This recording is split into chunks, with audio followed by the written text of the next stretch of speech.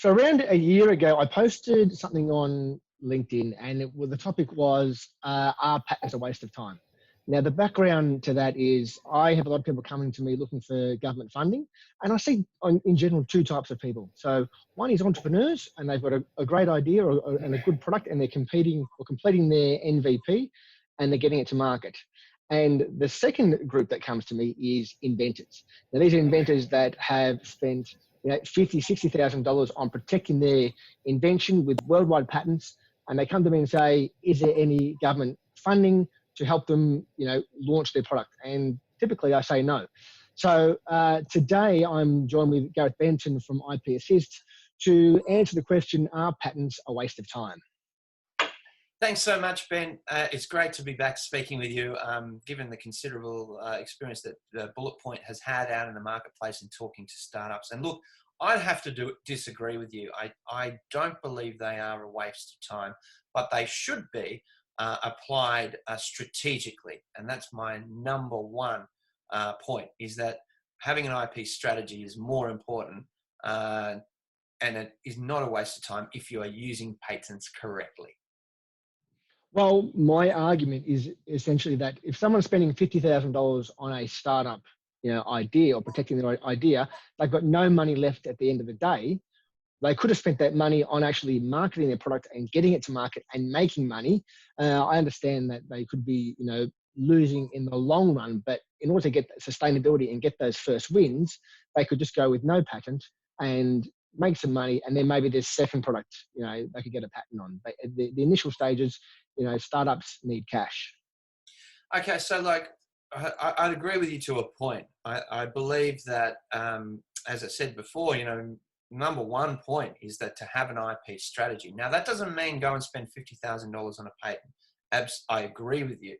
However, what is more important is to have an IP strategy at the right time to consider a patent.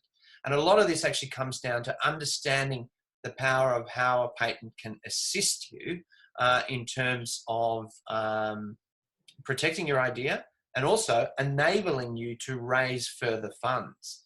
So I would say it's all a matter of timing. So someone who's got a good idea, so they're developing an app or something, should they run out and go get a patent? I would say not in the outset. I would agree that that the entrepreneur, the business owner, needs to test their ideas, and that's really very, very, very important. Testing the idea in the marketplace will see if you've got commercial traction, where you can actually be earning, earning some revenue. And when you have actually tested the marketplace and you've actually developing a customer base, then that's the right time to consider it. I mean, all is dependent on the idea. However, I believe that there is a time and place for patents. It's just a matter of ascertaining when the right time to go for protection is. So what do you think about inventors that have been charged 50 or 60 grand with, no realistic prospect of making any money from this, from their invention? Oh, look, I'm as frustrated in those kind of stories as the individual inventor is.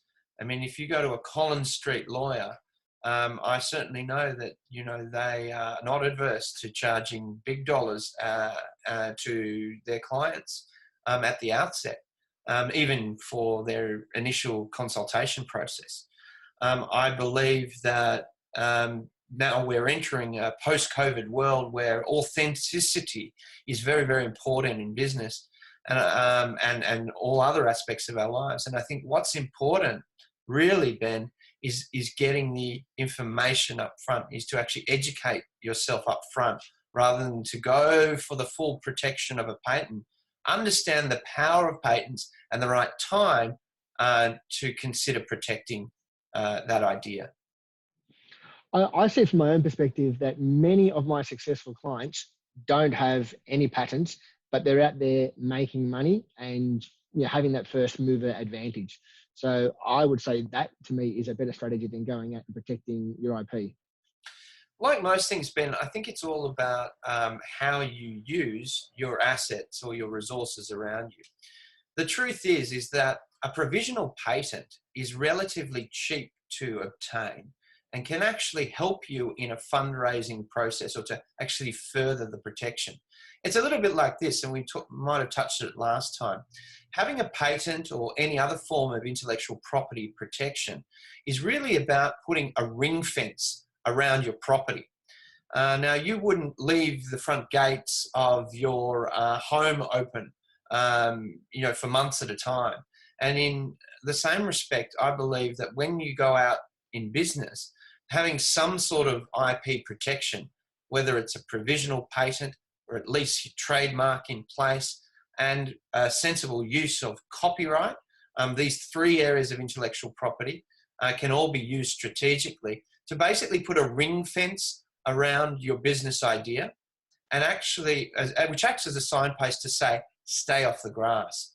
And also, from the perspective of a fundraising, it is actually what people that will invest in your business will look at to see if you have actually got protected your idea.